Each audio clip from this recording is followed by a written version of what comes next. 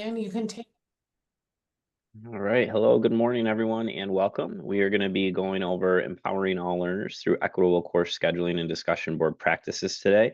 And this presentation stems from the first cohort of the SUNY CPD Instructional Design Certificate Program and an opportunity to sort of share some of what into that planning process and in the results that we had there.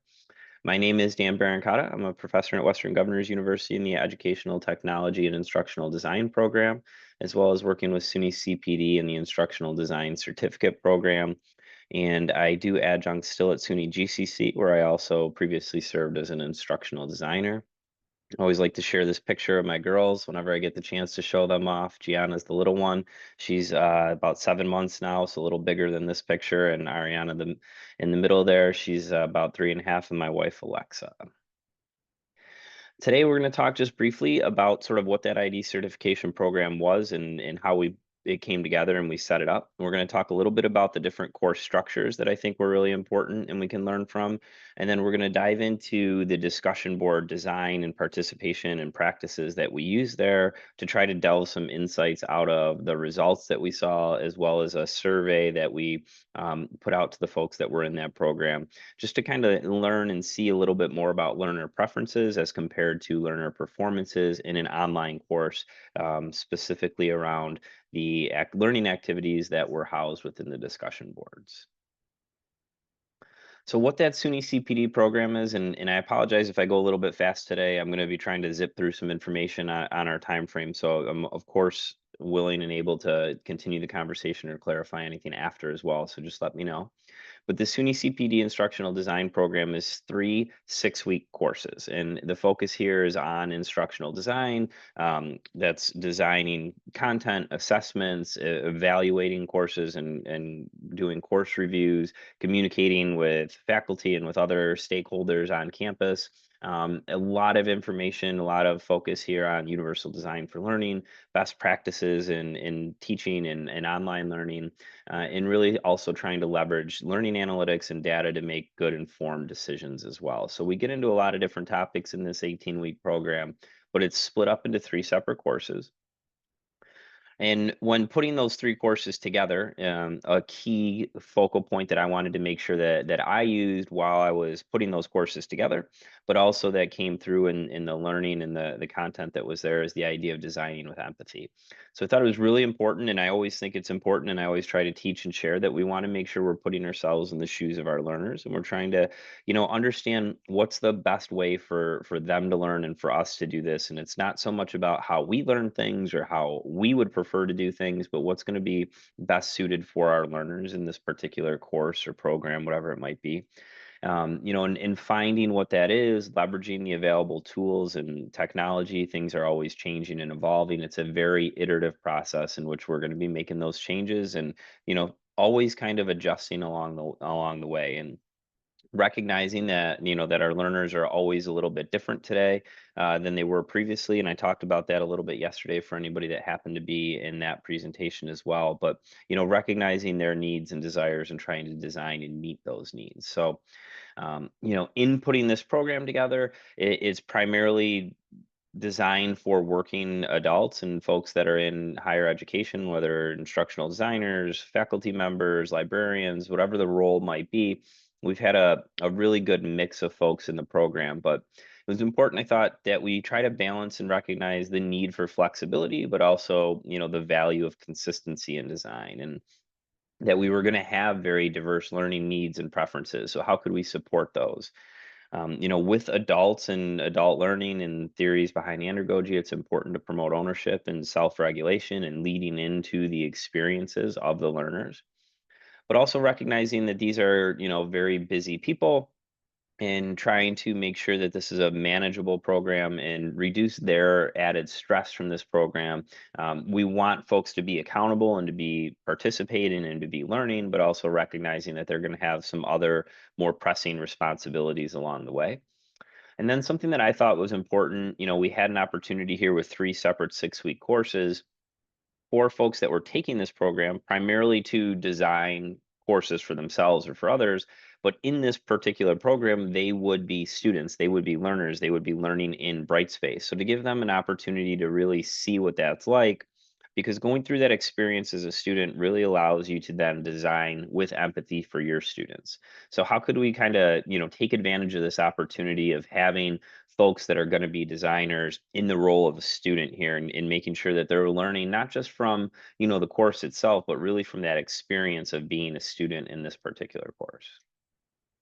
So what we came up with and what we kind of landed on was to have the three courses run by three different sort of structures, and these were all asynchronous online courses and modalities.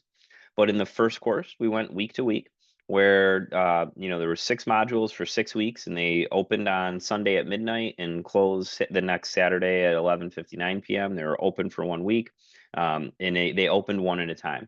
I always left those modules open so folks could always go back or catch up. So it wasn't like open and then close, but it was that gradual release, and folks were expected to engage with the content, complete the activities, and do their work in 1 week. In course two, we shifted that to sort of, two major due dates, and we sort of split the course in terms of like a midterm date and then a final date. So on day one, the first 3 modules open, and those 3 modules were available for folks to work through at their own pace. And there was 3 assignments, one for each module, and they were all due at the midterm. And then on that midterm date, the remaining 3 modules and the remaining 3 assignments opened up, and folks could again sort of work through those at their own pace. Some would, do it very quick and early in the process. Some waited, some paced it out and still did about one a week, but they had a little bit more flexibility in when they could engage with that work and access it, whether they wanted to do it a little early or wait a little bit longer, closer to those due dates. And then in course three, we went to a purely competency-based approach, where the modules would unlock sort of in release when folks were able to demonstrate their competency. So when they worked through the content, when they submitted an assignment, and when they took and passed a very short and easy quiz, right, to make sure it wasn't, adding any extra stress. But the idea of a competency-based approach is that you're able to move forward at your own pace when you can demonstrate mastery of the material. So that's what we wanted to set up. And theoretically, somebody could complete all 6 modules in the first week of the program, or the last week. They could go week to week. They could spend 5 days on this one and 2 days on that one. Whatever the pacing and time allowed, gave them a lot of flexibility to do the work when they were ready to. And again, unlocked and moved forward, and was really dependent on their work and their demonstration of the knowledge. And then how to put assignments together in for a course like this, recognizing and leaning into that sort of constructivist approach and principles of adult learning, that we do have very experienced, adults here that can lean into their past experiences and that have a desire to learn about this particular topic, but also that, people are coming from different perspectives, and how can we share those, and the desire here for folks to have, learning experiences that are relevant to them is always important. They're going to be much more internally motivated, and they want to do things that they see value in. So what we kind of settled on here was that each of these assignments, rather than being submitted directly to the instructor and then the student getting feedback only from me, and that being sort of a closed loop or two-way street, let's just put everything on the discussion board. So all of our weekly assignments made use of sort of a learning activity or traditional assignment where the student was going to create or do something, but that was going to be sort of the focal point of the initial post. So the initial post very often included an attachment or some type of learning activity, along with a reflection on that process that they undertook to complete the activity. A real focus on making these authentic, meaning, that they're relevant to what these folks would be doing in the field of instructional design and designing instruction for their learners. And again, when we do something like that and we're sharing it on the discussion board, it tends to mean more, right? There's research out there that folks are genuinely trying to impress their peers. They don't want it to be just good enough, which is sort of where we're at sometimes when we submit things directly to an instructor and it stays on that sort of closed, interaction. Or when we demonstrate our learning and share that with a wider peer group, we really have that desire to impress the peers and do a better job. We want it to look more than just good enough, but we want it to truly be good.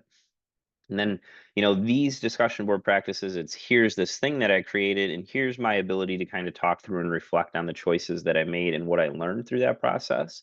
And what that really did was allow for peer interaction and feedback. So we could get feedback on our work, on our designs, on the way we were processing through the information and share with each other and learn from each other, but also kind of see the way other people were thinking about things and encourage self-reflection as well. And I see how this person did that, maybe I could have done that, or this is why I did that, and somebody can learn from this. So it was really important to engage folks. And what we found here is when we do that, we really saw a big increase in participation because no longer are people all just answering the same, three or four questions that are based on the course content, but now they're actually doing something and building something. So they're coming to the discussion board with very unique and diverse perspectives and creations and posts. There's a lot more to talk about there. We're not all answering the same question out of a textbook.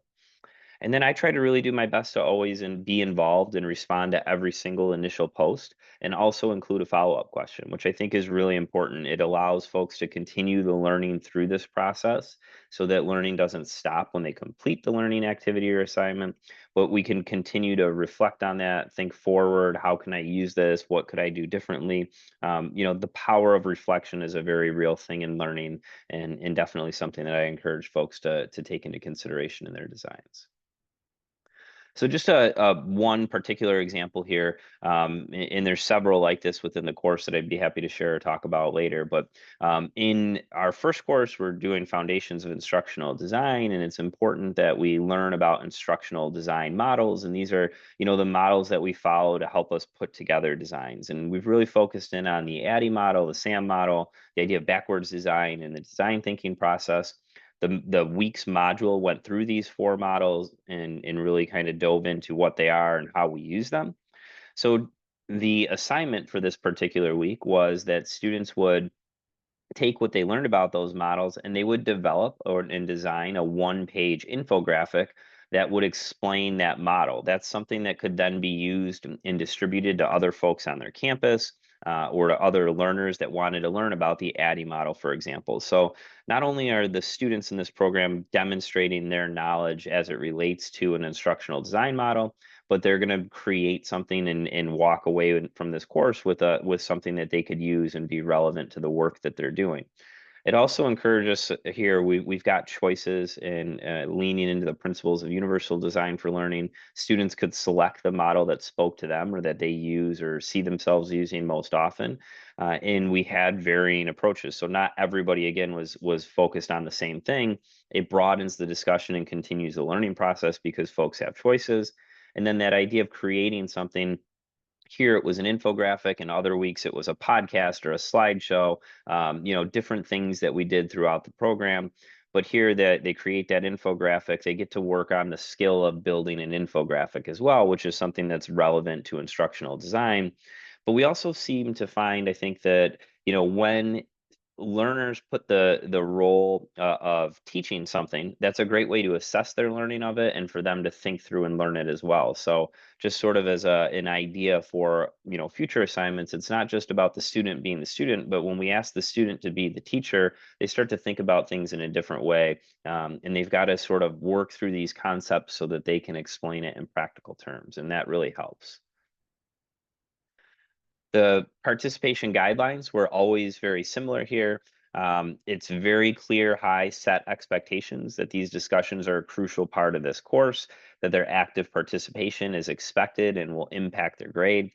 I always like to make sure that I have, in all of my discussions, that folks participate on multiple days, because I think that helps to encourage that idea of a conversation where we're not logging in on the last day, posting our initial post, responding to somebody else's, and that's it, and we don't go back to it. If you have to be in there on at least 2 or 3 days in a week, then that tends to sort of help facilitate that conversation a little bit more.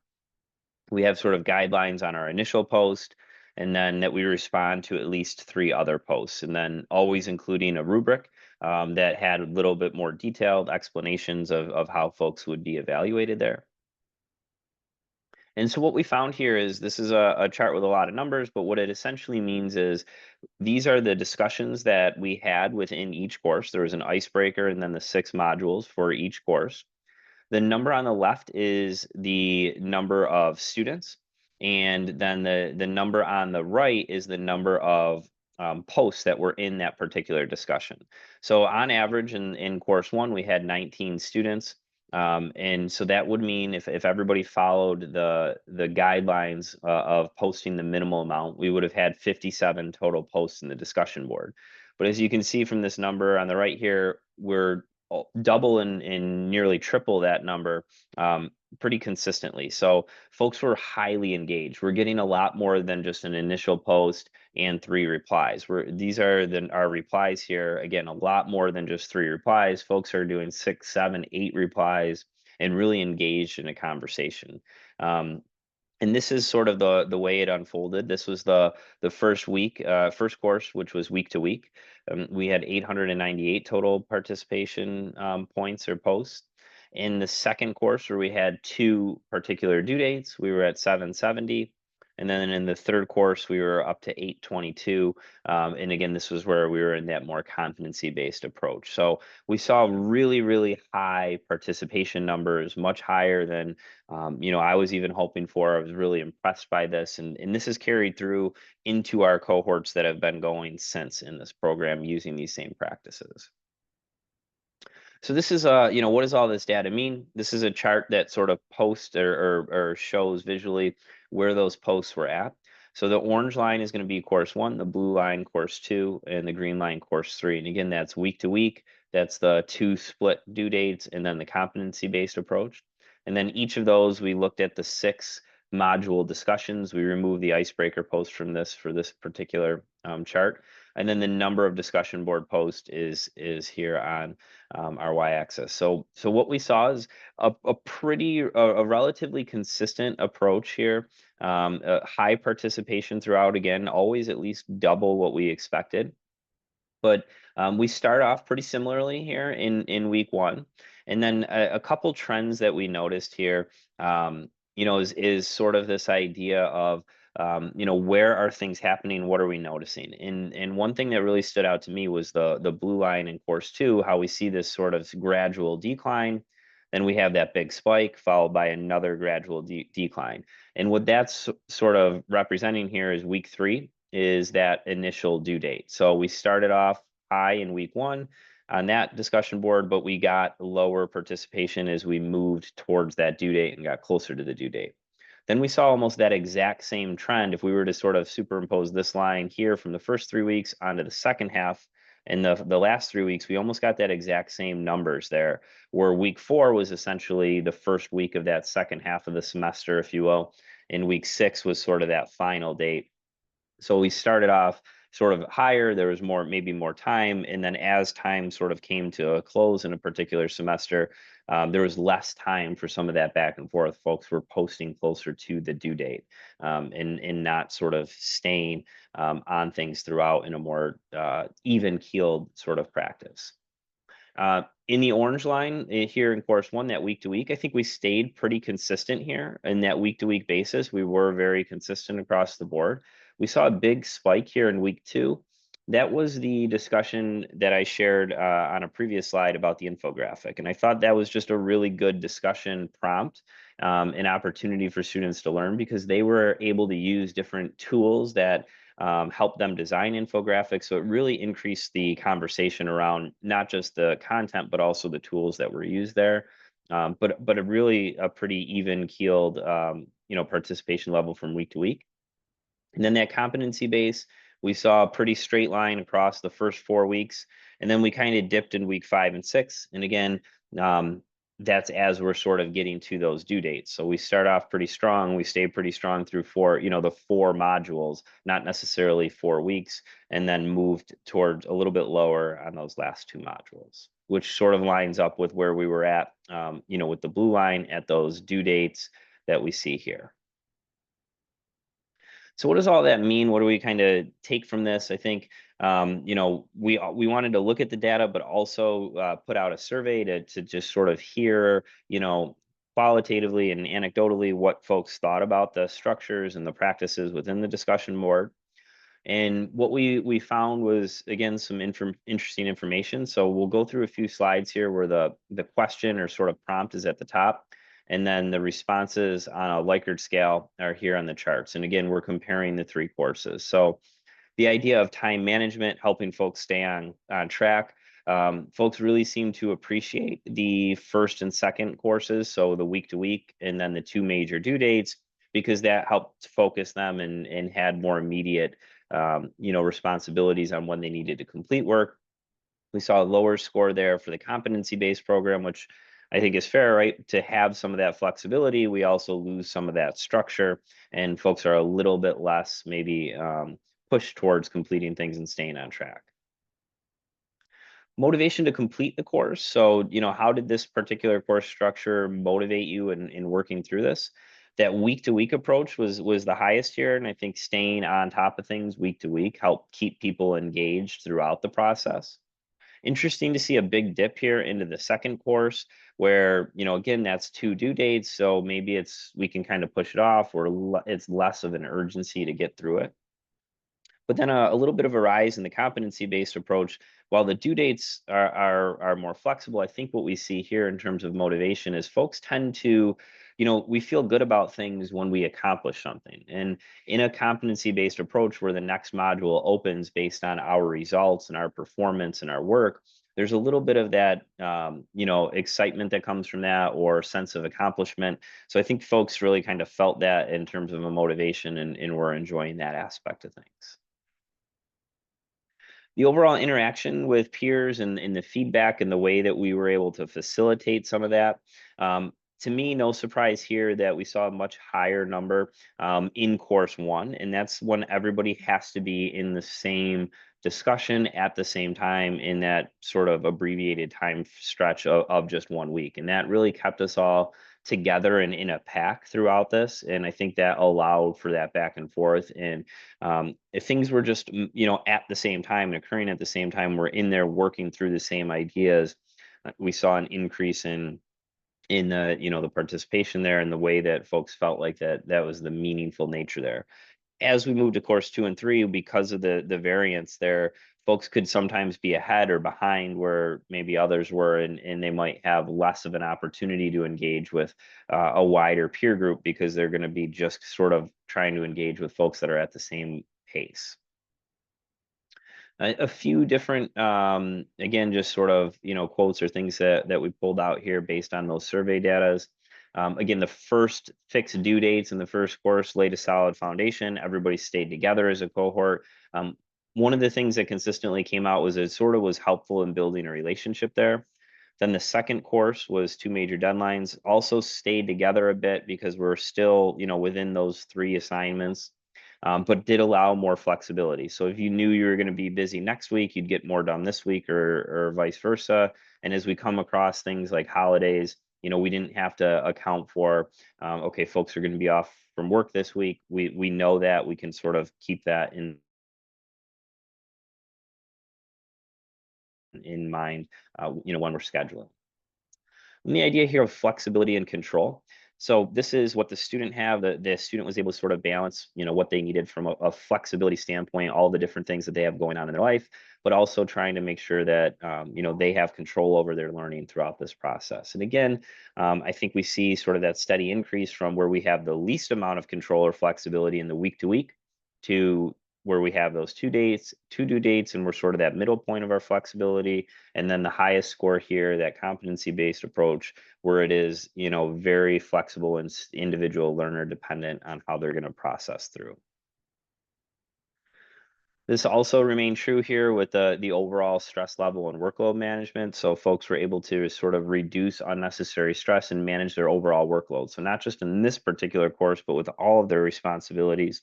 When they had a little bit more flexibility and freedom to work on things when they had the time for it, they felt better about that. The ability to adapt to their own personal and work commitments. Again, we see that same sort of relationship here, where the most structured course offered the least ability to sort of complement their own personal work, and handle the other things that they had going on. Where when we had more and more flexibility in due dates and when students would engage and participate, they felt more comfortable here being able to handle their other commitments outside of this program. So again, the third course being competency-based was something that this student described as being a blessing in disguise because they could engage with everyone, but they had the much needed flexibility to complete things on their own schedule. So again, it's not that this is due on Saturday and you need to post by Wednesday or whatever the timeline might be. It's up to the students to decide when they have the time and when they're ready and willing to do that. This is something that I found really interesting here. This is where we get into the idea of how students felt about their ability to retain the information and demonstrate mastery of the content, taking it forward. And, in the week to week structure, we saw the lowest score here.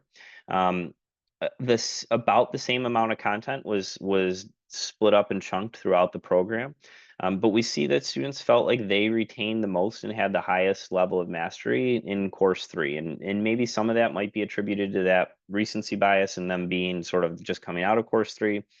But I think that one of the things that we saw from some of the qualitative data and sort of looking through all this is that in that competency based model and progression, the student has to demonstrate their learning. So they have to complete an assignment. And then in this particular program, they had to take and score a 100 on a short quiz that highlighted some of the key ideas from the module. So I think when we have to demonstrate that we know this, we feel more comfortable in it. We know we have to take some ownership on going through the course of study and course materials to make sure that we are, in fact, learning the material and that we do know that because we know we're going to be asked to share that we know that, and we can't move forward until we know that. So I think it promotes ownership, on that process, and that seems to relate here to the feeling of mastering it and retaining the information.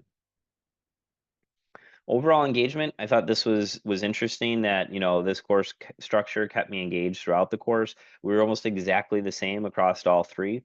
I think this is attributed more to the style of discussion board posts than the structure of the program. So throughout all three programs, it was a very similar process, like I described with that infographic discussion where, here's a learning activity that you're going to do, you're going to complete, and you're going to bring it back to the discussion board. And folks were, as we saw from the data, very engaged in participating at high levels, really throughout all three programs, and that sort of flowed over here and how they felt about it as well. Interesting here where, the overall effectiveness that they found that this particular course structure to be an effective way to learn and engage with the course content. Um, at no point in any of the graphs that we looked at thus far had course two had the highest score in anything. But what I think we see here is that that gets the highest score of overall effectiveness because it's sort of a middle ground. There's things that we really like about the week to week high structure, and there's things we really like about that competency based, really flexible approach. And then that week two, where we had those two due dates, kind of brought the two to that midpoint and gave us enough structure to keep us on track, but enough freedom and wiggle room to do things as we felt comfortable and could progress through with our schedule. So it seemed like folks really, I think individually liked things on either end of the spectrum, course one and course three, but settled in on that overall effectiveness of, okay, this was a good middle ground here in course two.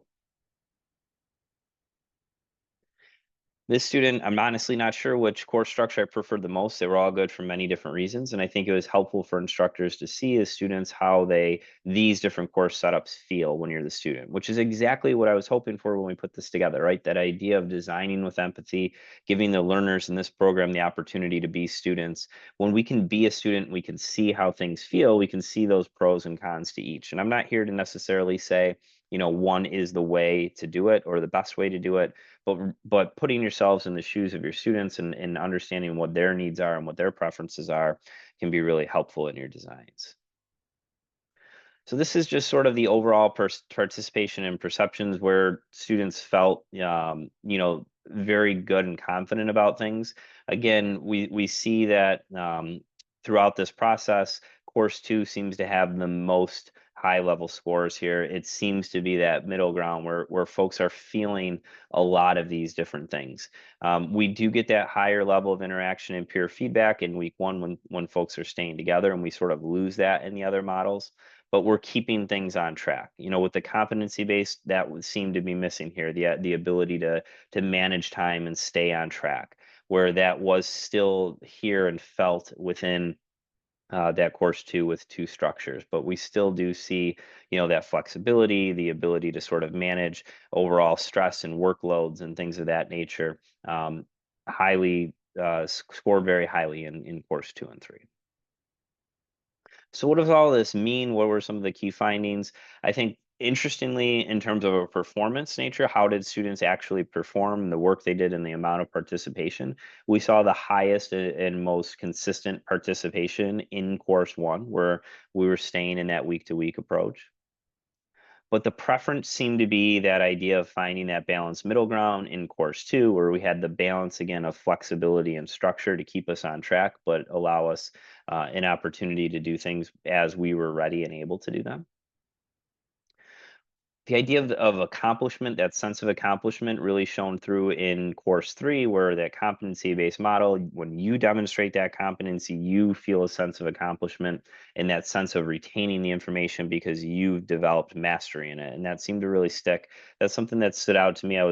Um, thought that was just interesting that, sometimes we might think, okay, are folks going to be a little bit scared of questions or quizzes in this idea of you have to demonstrate your competency, but it really came through as sort of that sense of accomplishment here and completing something and being able to sort of move forward based on their own work and feeling good about it. And I think that idea of ownership is also important to think about there.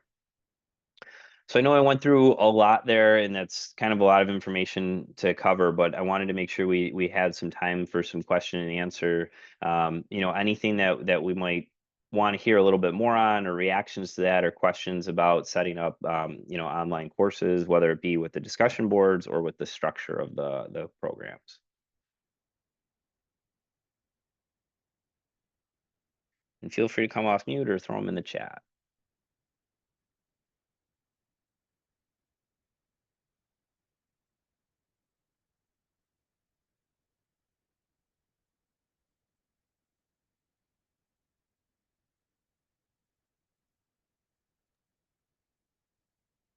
Thanks, Dan. Right now, I do not see any questions coming through. Yeah. So if you're interested in the CPD program, I'll put the link in the chat as well, so you can see that, and then I'll also share my email and my LinkedIn so that if you have any questions later and you want to connect on that, we certainly can do that. Let me just stop sharing so I can put those in the chat for everyone.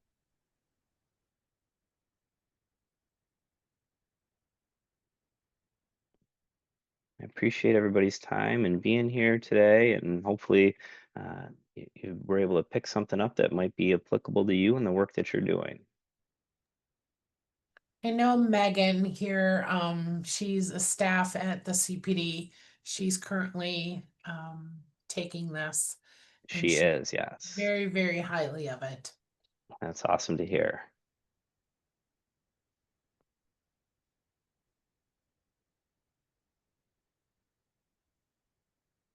All right, if there are no questions, I'm going to go ahead and stop the recording.